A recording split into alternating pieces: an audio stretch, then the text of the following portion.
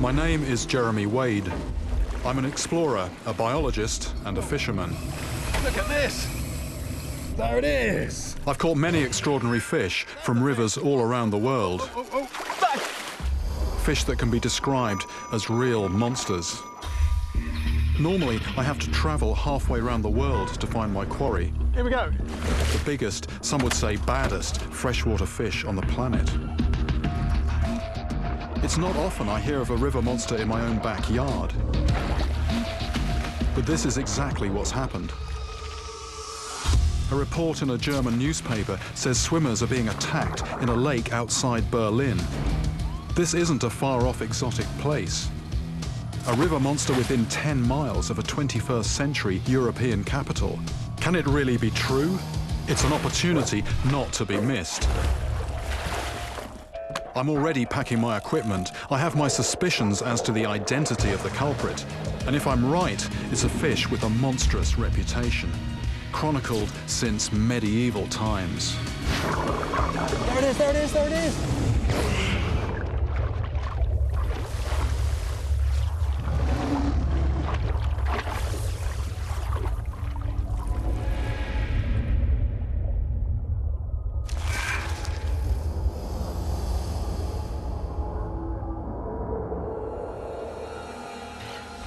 The wels is Europe's largest freshwater fish, capable of reaching over 200 pounds.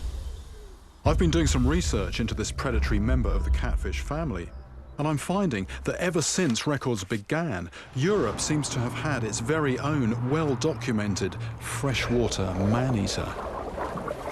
It appears the Wels catfish is actually no stranger to making front-page news. There are stories about this species going back literally for centuries, portraying it as a man-eating monster. I've been doing a bit of research. Quite frankly, I had no idea it had such a reputation. Back in the 1500s, a human head and a hand with gold rings found inside the stomach. 1630, the corpse of a 7-year-old child. Body of a woman, 2 girls devoured. It just goes on and on. But all this is just so tantalizing. There are no hard facts and figures, unless, you count something like that. If that was the equivalent of your front page story in the 16th century, would you go in the water? It would be too easy to dismiss these tales as the work of superstitious, unscientific, medieval minds. Attacks and human body parts turning up in Wels's stomachs have been reported across Eastern Europe, from Russia to Poland, through the ages, right up to the present day.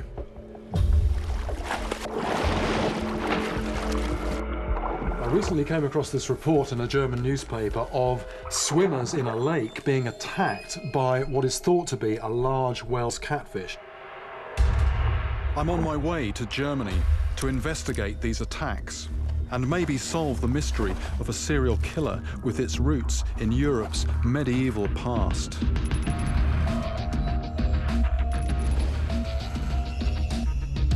Germany is at the forefront of urban expansion. Although steeped in history, it is now coated in glass and steel. Hardly the place for a man-eating monster. Schlachtensee is a lake just 10 minutes from Berlin's city centre, and it's just become Germany's very own Loch Ness. This is where the attacks are happening. Over a mile long and up to 700 feet across, the lake was formed in the last ice age. These cool waters have always been a refuge for Wels catfish, and falling to over 25 feet in places, it's plenty deep enough to hide an absolute monster.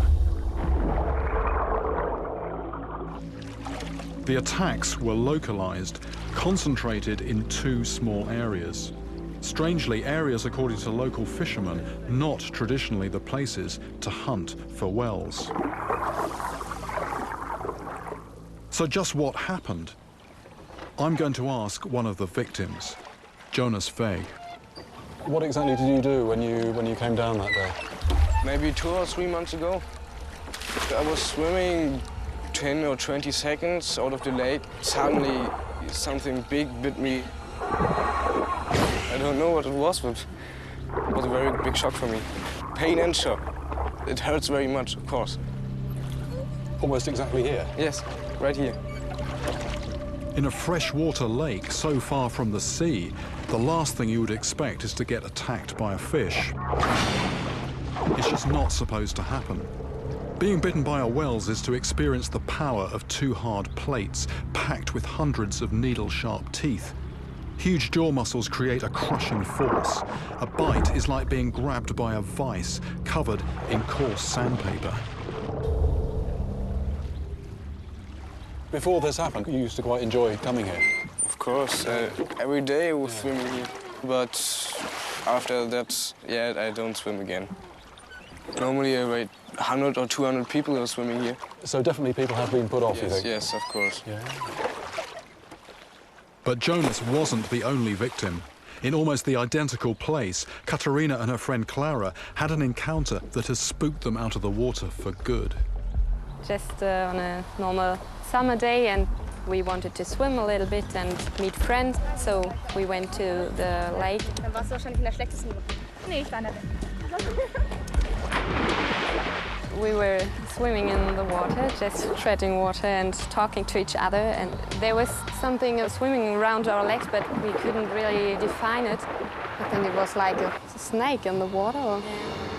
Then suddenly there was something on my leg.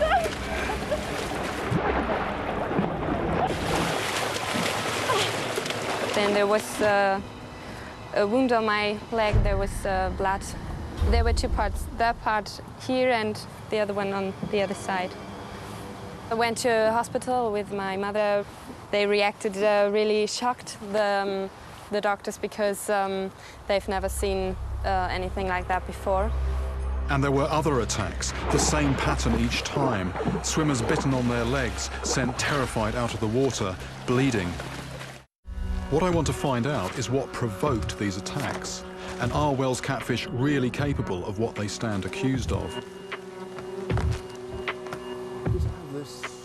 To find out what's going on below, I'm working with my cameraman Simon and a mini submarine. We have also enlisted the help of Dr. Christian Wolter from the Berlin Fisheries to give me an expert opinion. We're here to examine the scene of the crime and see whether knowledge of the biology of the wels could explain what exactly happened to trigger such aggression. That's about 10 metres out, isn't it? That is about where the boy said he was attacked. What we could do is take it down there, so just over a metre. It's only about, yeah, you're straight in weed at a metre depth. Yeah, so yeah, that's okay. I'd have thought you'd be out of your depth there, but you could stand up in that water, couldn't you, almost? Yeah. So it's weedy and shallow. But for Dr. Wolter, this is just the information he needs to understand what is going on. The wels were just doing what every parent does, protecting their offspring. The swimmers had trespassed into their nursery. So is there anything special or unusual about where they took place, do you think? These are common spawning places and so on.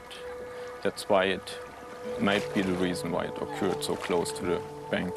The place that we've heard about the attacks happening, that would be a potential spawning place. Catfish is a plant spawner. They build nests in the plants where they lay their egg and then they guard the net. Then it's the only explanation that it was during the breeding time that they had a nest there, were guarding the nest and attacked something which comes too close. For this particular catfish, it was a huge stress to guard the nest and have almost swimmers around. So it was actually a provoked attack. It was protecting the nest. Freshwater crayfish and other fish will eat eggs from an unguarded nest. To prevent this, the male catfish sits over its 300,000 yellow eggs, protecting them from all comers, large or small.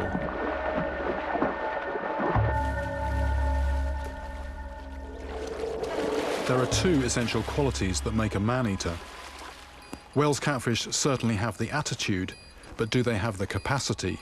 Do they literally have the stomach for the job?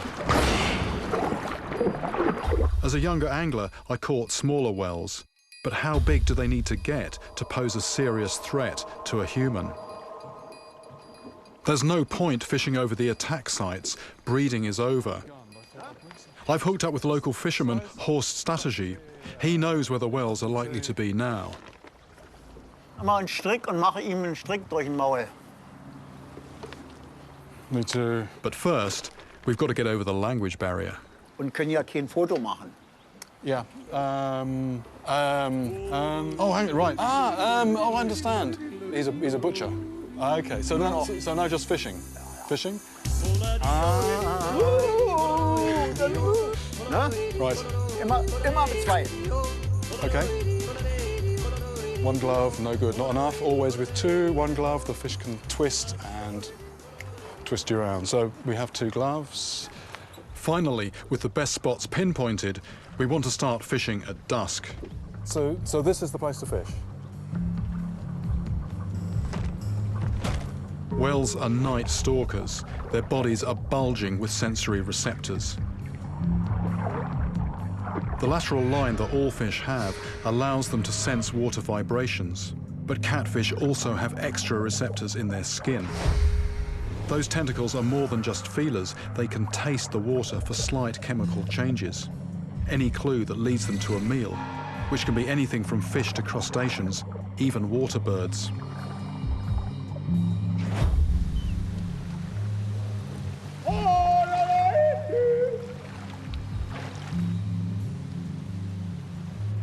When you're up against these super senses, fishing gear for whales needs to be tough, but you also need a bit of delicacy. Well, I've got very strong, like 80-kilo breaking strain braided line there, so you can literally just hang on. You don't have to let them take any line at all. You just hang on and try and stop them getting anywhere near that wood. Float that slides, but only up as far as the knot. Going down to a fairly big single hook.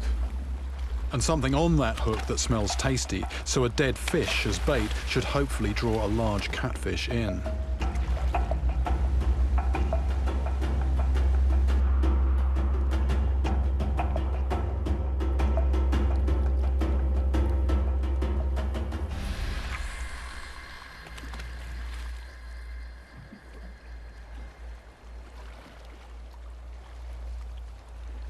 The Schlachtensee catfish prove elusive. But my trip has not been wasted. I have confirmed that these fish have an aggressive attitude. It seems that these attacks in Berlin weren't predatory in their intent, but defensive, territorial behaviour at breeding time. But that's actually academic as far as the victims were concerned. They came away with bleeding wounds on their legs, which underlines the chilling truth. A large Welsh catfish has both the size and the fearlessness to be a potential man-eater. If there's one place where I'm going to find out just how big the Welsh catfish grows and how potentially dangerous it is, it's here, the Rio Ebro in northern Spain. The fish is introduced, it's been here a little more than 30 years, but in that time, you know, they're catching fish bigger than I am. I mean, they're growing massive. So although part of me is a little bit dubious about coming here because it is an artificial situation, I'm also quite excited because I think that's a very good chance that in the next few days I'm going to see a seriously big fish on the end of my line. Northern Spain, the River Ebro. In 1974, a German scientist came here and released some whales into this river. Ever since, not only have they grown in numbers, but also in size. The Wels has become Spain's very own Frankenstein monster. There are three reasons why the Wels catfish are growing so big in this river. It's a mixture of man-made and natural. For a start, you've got three of these huge dams, and it just means there's so much more water, more space for the fish to live in. On top of that, this water is hot. The fish, being a cold-blooded animal, can just feed and grow for more months of the year than they do in Eastern Europe and in Berlin. This place was stuffed with fish anyway, particularly carp. The anglers are coming in, they're throwing in huge amounts of bait and just sending the whole system into hyperdrive.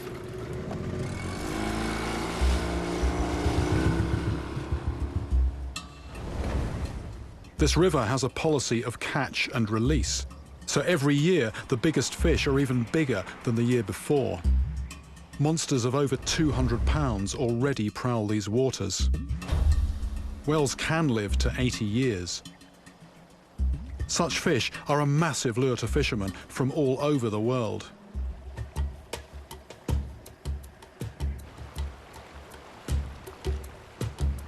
To test just how voracious these catfish are, I head into one of the Ebro's swollen tributaries. My guide tells me the fish are lurking right in at the margins. They are waiting to ambush fish in the current and also to grab anything that drops in from the banks. Very energetic, active fishing, this quite precise as well. On the move, not sitting around waiting, and it's the kind of fishing where you're left in no doubt if you've got a bite. You're going to see it, feel it, hear it as something just launches itself at this and sort of wrenches on the rod. Ah, yes, yes, yes, yes, yes. Good.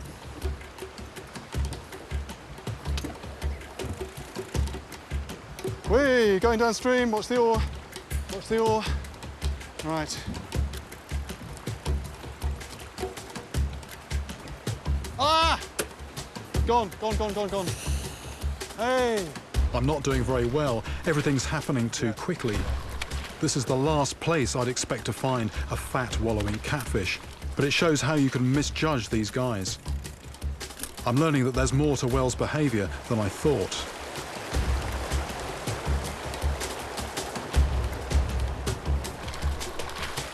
Ah! Yes, yes, yes, yes, yes!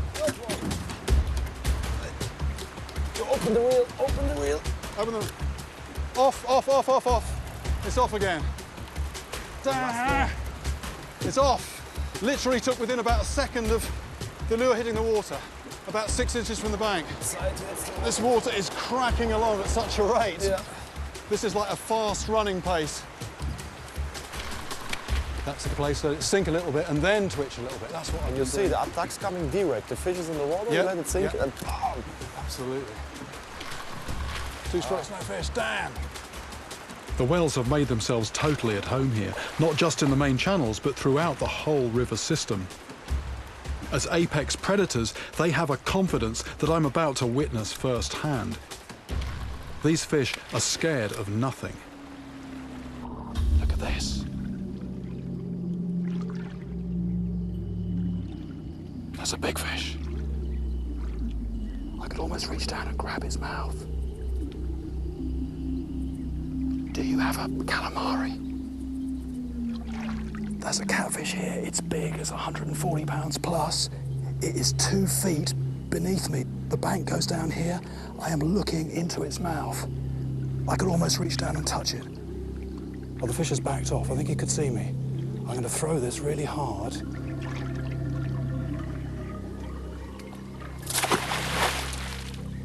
No reaction. No reaction. The fish is just melting away backwards.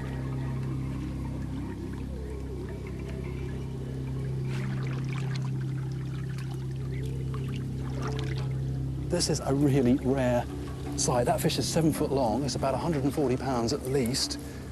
And it was in the margins, and I could see the whole fish. There it is. That's a sight. That is a rare sight. That is a big fish. If I got down on my knees then, I could have patted him on the head. Mouth like that, right underneath me.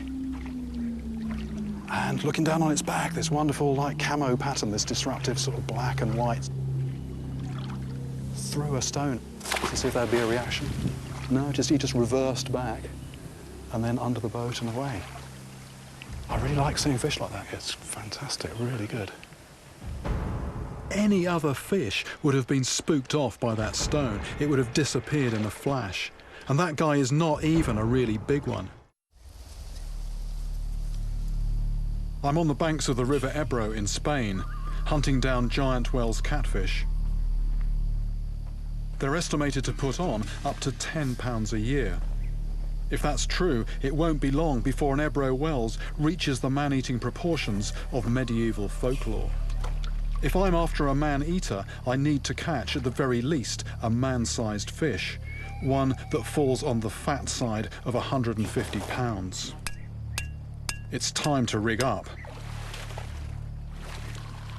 Rather than casting, we drop our baits over 100 yards out, just short of the sunken trees along the flooded river channel.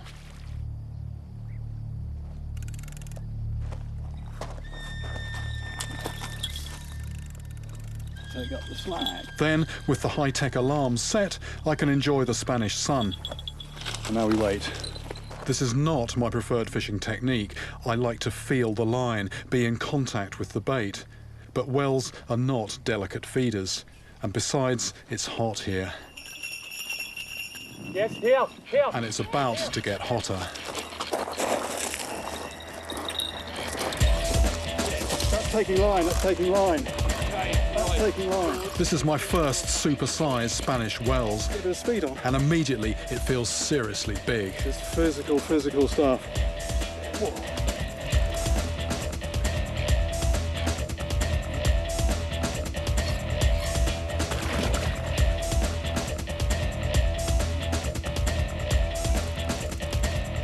Serious burst from that fish when it first took. It's actually taking line when I struck. Just a bit. My forearm is almost cramping up. So a good sign.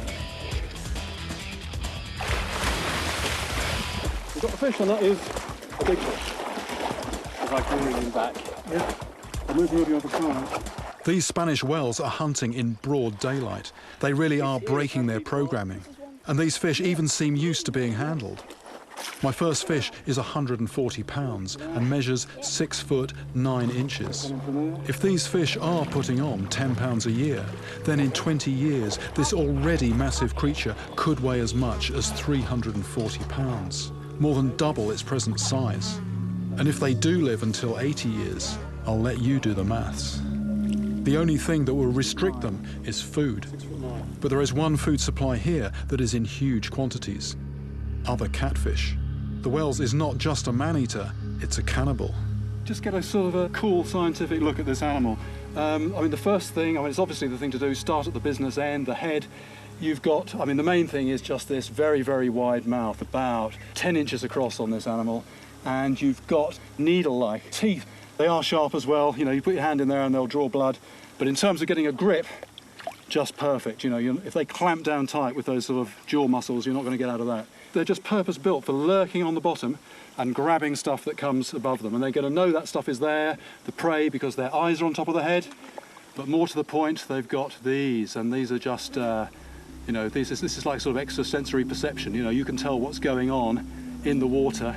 These will pick up vibrations and also chemicals in very sort of, very, very sensitive, very small quantities in both cases. On the side, you've got, very pronounced on this animal, you've got the lateral line, and this is their super organ, super touch organ. It just picks up vibrations in the water, often again at a very low level. And also you can see here these sort of marks on the skin. Now, I think these are probably wounds from another fish, possibly when this fish was spawning, and they got a little bit too rough and a little bit sort of over enthusiastic. Stomach here, that's the vent there. So actually, if it swallows something, this fish could potentially swallow something that long. It goes to the back of the throat, which is here. It opens up this sort of sphincter muscle there, and it could swallow something about 2 foot long. So no problem accommodating those medieval accounts of babies and small children in the belly of the beast. It looks like Wells catfish can swallow prey roughly a third of their own body length. So if these fish in the Ebro keep on growing, it's possible that they could reach a size where they will have man-eating potential. Fact is following close on the heels of what was once thought to be fiction. Looking at this fish, it is the perfect predator. They do eat anything, literally anything, but they are perfectly equipped to predate and also to come from underneath. That is just a mouth on the end of a solid, sinuous piece of muscle. Anyway, I can't hold him much longer. Wells, like all catfish, can live quite a long time out of water if kept cool and wet. This guy seems quite reluctant to leave. Should I leave him there or just walk him out? In a split second, the fish turns. I'm just quick enough to escape. That was the first catfish attack on a human on camera. I was just wondering, is he going to move? And he did sort of double round. And I have heard stories of them actually having a bite of somebody who's caught them, so I thought, that's not going to happen to me. There's no mark there, but it has happened.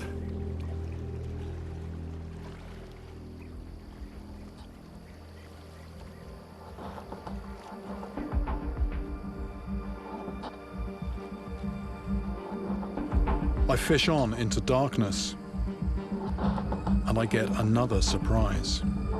That's just pulled me on my arse.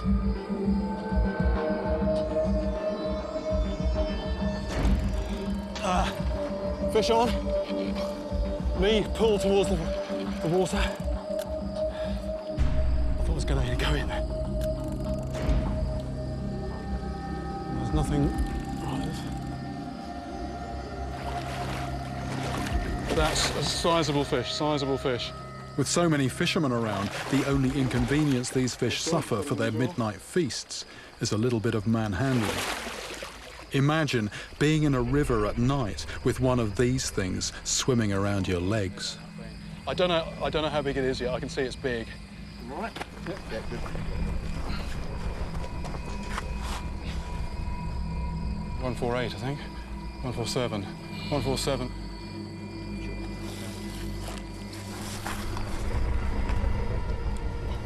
How wide?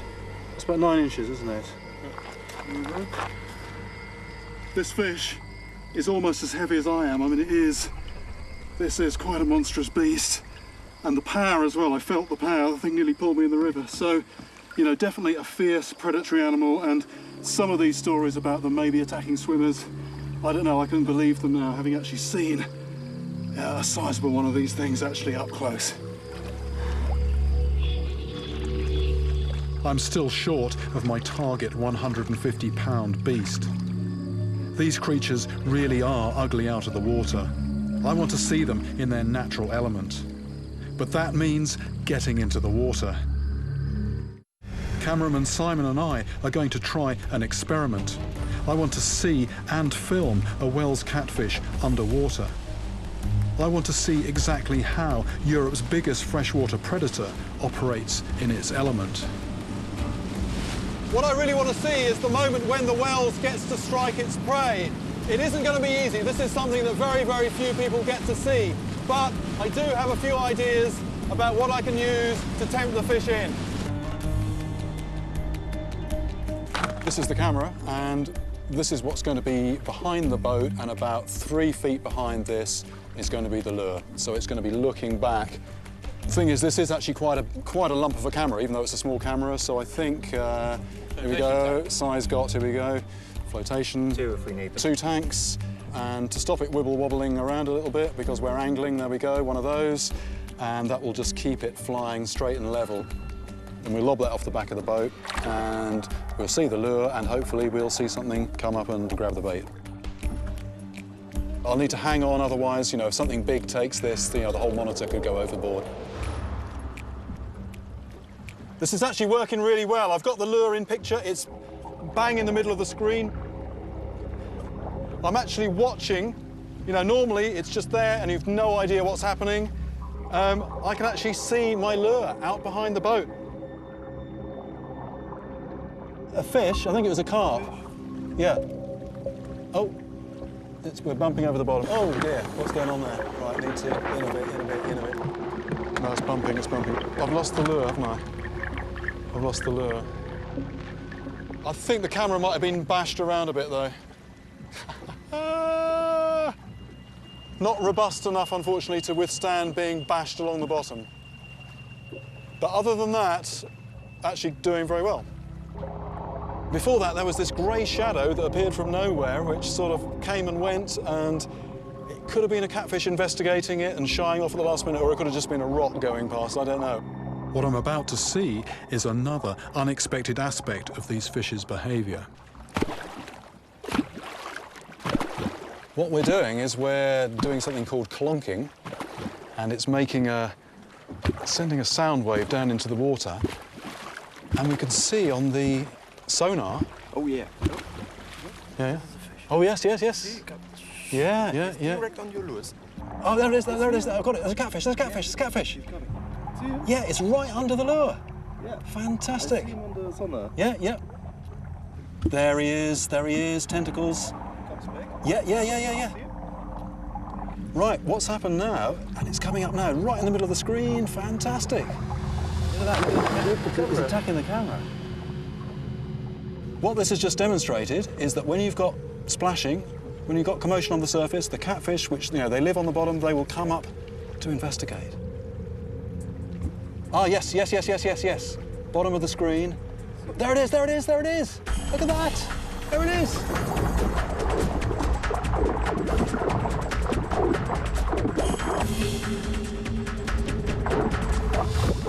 Oh, he's come off. Come off. This is amazing, getting a fish on camera taking a bait, attracted in by sound and vibration. Like sharks to a plane crash, these fish fear nothing. It even attacks the camera. It's been really good, though, just to actually see what I've seen on the screen. Very, very rare to see this fish behaviour, so I feel sort of quite privileged to have seen that. Although we didn't get a fish into the boat, I actually feel it was a successful day because I feel that I've actually learnt a lot about the behaviour, particularly how they react to vibration, to commotion on the surface. Here's this fish that lives on the bottom, but if it hears something, it comes up and the tentacles are waving and it investigates. Without the camera under the water, you just assume that nothing is happening. As soon as you put the camera there, dangling under the boat, you're making the noise with the clonk, they're coming up into the middle of the water and they want to know what's going on. Everything I've seen so far, the reaction of the whale's catfish to a bait in the water, confirms its aggression as a top predator and also its fearlessness.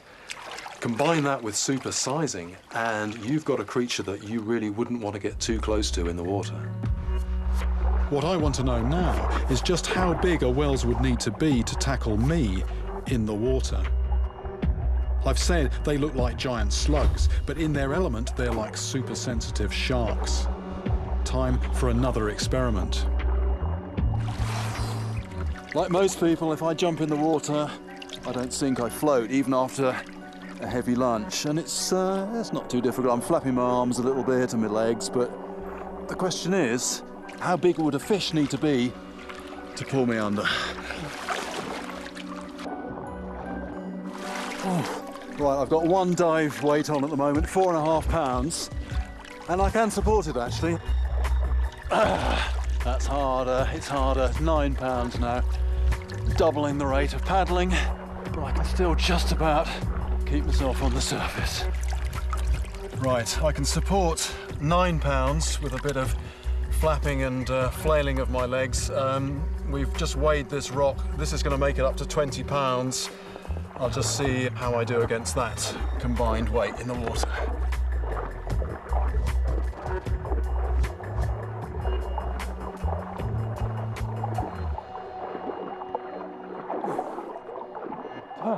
That was actually very interesting.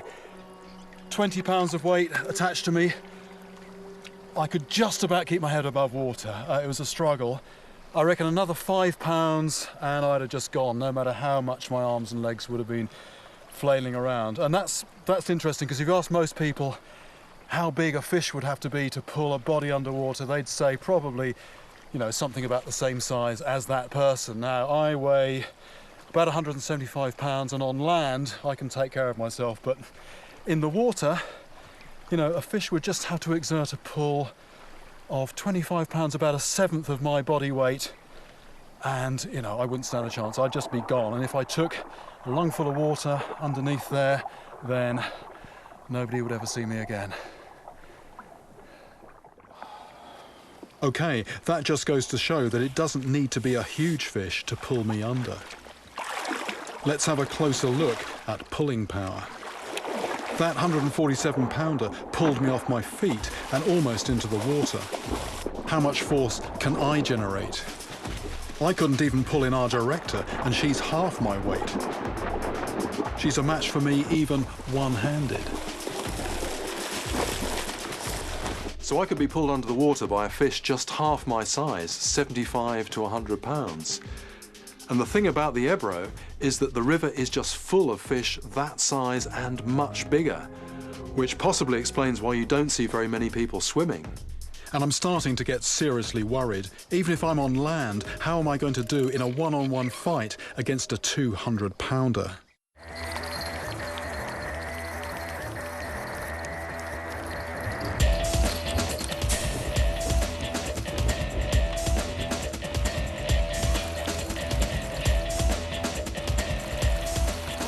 Oh, oh, oh, oh, oh, oh, oh, oh, oh! Ah! Ah!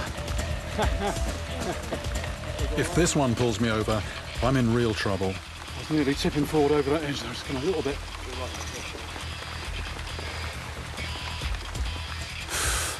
My groin is starting to ache. Yeah. The rod's jammed in. This is physical stuff, physical work. It's coming up. Strong fish, but I think it's tiring. Tiring.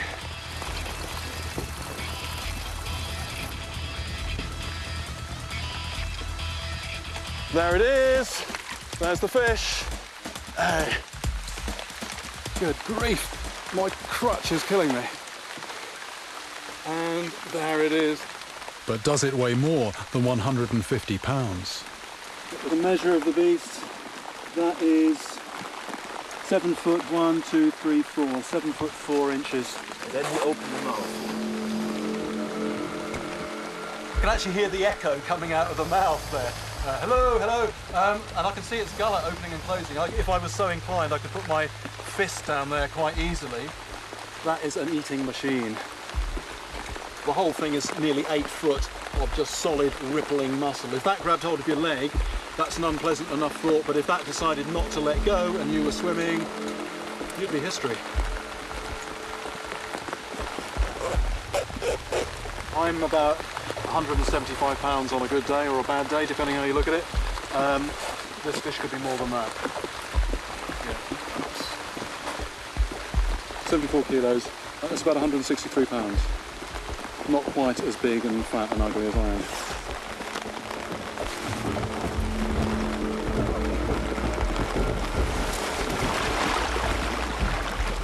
What I find really hard to credit is that I was doing those experiments where I was trying to see how much force I could exert in the water, and there was somebody on the bank with a spring balance just hooked around their finger reading off, okay, 30 or 40 pounds. This thing in the water was almost pulling me off the bank. I was having to dig in and really act like I was in a tug of war. How something with nothing solid to actually grab hold of can exert that force in the water, you know, I find quite mind-boggling. It is very, very impressive indeed.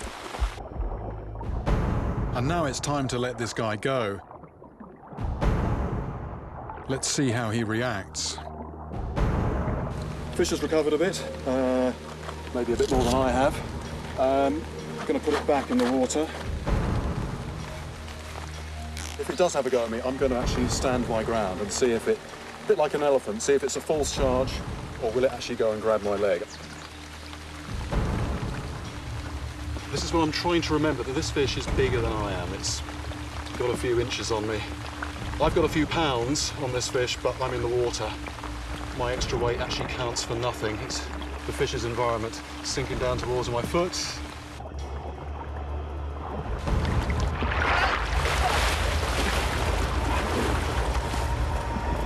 I think my reflexes overruled what I was wanting to do, which was stand my ground, but I can visualise it too much, what might be going on down there, what might be going through its mind, so don't tangle with these guys in their environment is the message.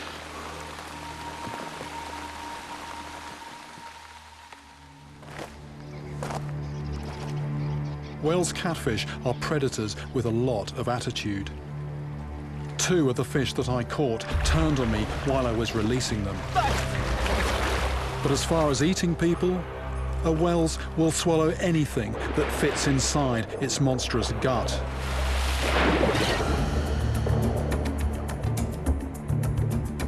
Yes, yes, yes. And if that includes you, well, it's no respecter of species. It seems that if they ever went away, these medieval monsters are now back, alive and well, and still growing in the River Ebro in northern Spain. This is quite a monstrous beast. If I came back here in 20 or 30 years, I think it's possible there could be something in here that is bigger than anything that's ever existed before. And in the not-too-distant future, a baby-snatching, man-eating whales could once again make the front-page news. Want more of the world's wildest, strangest and most terrifying freshwater horrors? Visit our website at animalplanet.com/rivermonsters.